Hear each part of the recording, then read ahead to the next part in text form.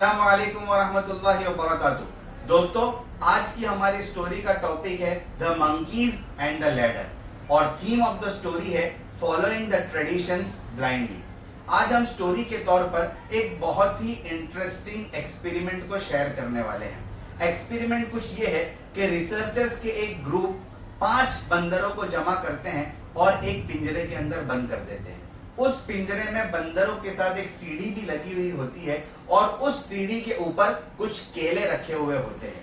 अब होता यह है कि 5 बंदरों में से एक की नजर जब उन केलों पर पड़ती है, वो केलों की तरफ आगे बढ़ता है, लेकिन जैसे ही उसका पहला कदम सीढ़ी पर पड़ता है, बाहर से पानी का तेज छिड़काव किया जाता है, जो पानी बहुत ही ज्यादा ठंडा भी होता है। अब 5 बंदर सहम जाते हैं कि बंदर ने जब केले की तरफ आगे बढ़ने की कोशिश की तो हम पर पानी का छिड़काव हुआ, लेकिन थोड़ी देर बैठने के बाद एक और बंदर को केले की तलब होती है और वो केले की तरफ आगे बढ़ता है, लेकिन सेम रिजल्ट। जैसे ही वो केले की तरफ आगे बढ़ता है, 5 बंदरों के ऊपर तेज ठंडे पानी का छिड़काव होता है। अब 5 बंदर समझ जाते हैं कि हम में से कोई एक भी अगर केले की तरफ आगे बढ़ेगा, 5 को ठंडे पानी की सजा दी जाएगी। अब होता यह था कि 5 में से कोई एक भी आगे बढ़ने की कोशिश करता तो वो दूसरे 4 बंदर उसको पकड़कर पीछे कर लेते थे, क्योंकि वो जानते थे कि अगर ये आगे बढ़ा तो हमें भी सजा मिलेगी। तो अब उस पिंजरे का कल्चर ये बन जाता है कि कोई भी बंदर अगर आगे बढ़ता था तो पानी का छिड़काव करने की जरूरत नहीं पड़ती थी, दूसरे 4 बंदर ही उसको पकड़कर पीछे ले लेते थे। अब थोड़ी देर ये मामला चलता रहा। थोड़ी देर के बाद रिसर्चर्स ने उन 5 बंदरों में से एक बंदर को बदल दिया, यानी एक बंदर को अंदर से निकालकर एक नए बंदर को अंदर डाला। जैसे ही वो नया बंदर अंदर गया और उसने केले को देखा, वो केले की तरफ आगे बढ़ने की कोशिश करने लगा, दूसरे 4 बंदरों ने उसको पकड़कर पीछे खींच लिया। अब ऑर्गेनाइजेशन, यानी उस पिंजरे को जो हम ऑर्गेनाइजेशन से ताबीर कर रहे हैं, उसका ये कल्चर बन गया कि कोई भी बंदर अगर आगे बढ़ता उसको दूसरे बंदर पकड़कर पीछे खींच लेते। रिसर्चर्स ने एक एक करके उन 5 बंदरों को तब्दील कर दिया, यानी अब पिंजरे में 5 पुराने बंदरों के बजाय 5 नए बंदर थे। और इन नए बंदरों को ये नहीं मालूम था कि अगर हम आगे बढ़ेंगे तो हमें ठंडे पानी के छिड़काव की सजा को भुगतना पड़ेगा, लेकिन उनको ये मालूम था कि हम में से कोई भी आगे बढ़ेगा तो दूसरे 4 हमको पीछे खींच लेंगे। देखिए, यहाँ पर समझने की बात यह है कि इन नए बंदरों ने पुराने बंदरों की पैटर्न को कॉपी किया, हालांकि ये नहीं जानते थे कि असल केले की तरफ आगे बढ़ना जो है ये इस वजह से रोका जाता था क्योंकि वो ठंडे पानी की सजा से बच सके। लेकिन चूंकि एक बंदर के बाद दूसरे बंदर को बदला गया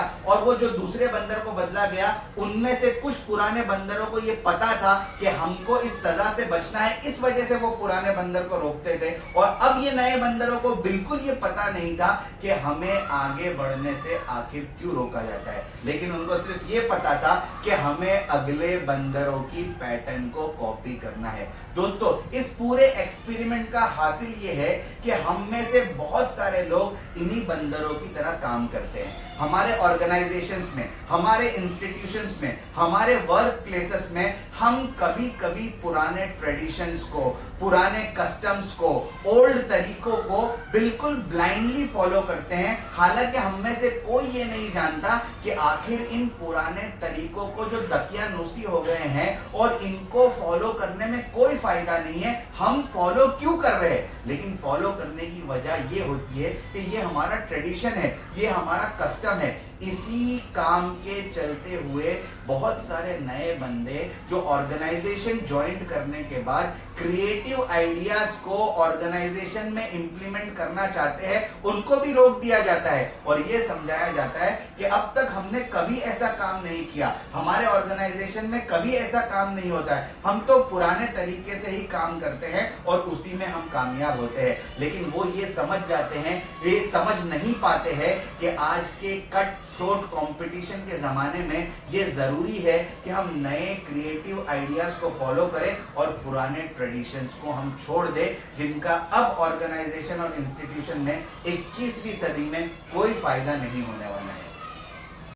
दोस्तों, इस स्टोरी के 3 मॉरल्स और वर्ड्स ऑफ विजडम ये है। अजीम लोग वो नहीं होते हैं जो दूसरों को ब्लाइंडली फॉलो करते हैं, बल्कि अजीम लोग वो होते हैं जो अपना रास्ता खुद बनाते हैं और ऐसी सड़क पर चलते हैं जिस पर उनसे पहले किसी और ने चलने की कोशिश नहीं की होती है। यही वो इनोवेटर्स होते हैं जो नए आइडियाज और नई इंडस्ट्रीज के जरिए से इंसानियत को तोहफा देते हैं। नंबर 2, दोस्तों, हमेशा किसी की पैरवी करने में अक्ल का इस्तेमाल करना जरूरी होता है। बहुत से लोग कभी कभी दूसरों की अंधी तकलीद करने में अपने दिमाग का बिल्कुल इस्तेमाल नहीं करते हैं, जिसकी वजह से वो जिल्लत और गुमराही की गहरी खाई में गिर जाते हैं, जहां से वापस आना या तो नामुमकिन होता है या बहुत ज्यादा मुश्किल होता है। नंबर 3, समझदार, अक्लमंद और जीरक आदमी की निशानी ये होती है कि वो कभी अपने अकल के घोड़े की लगाम किसी और के हाथ में नहीं देते हैं।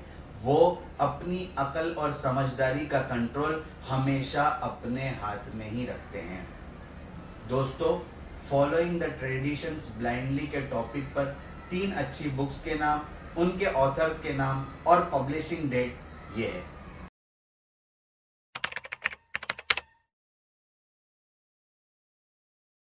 Thank you very much. जज़ाकल्लाहु अहसनल जज़ा।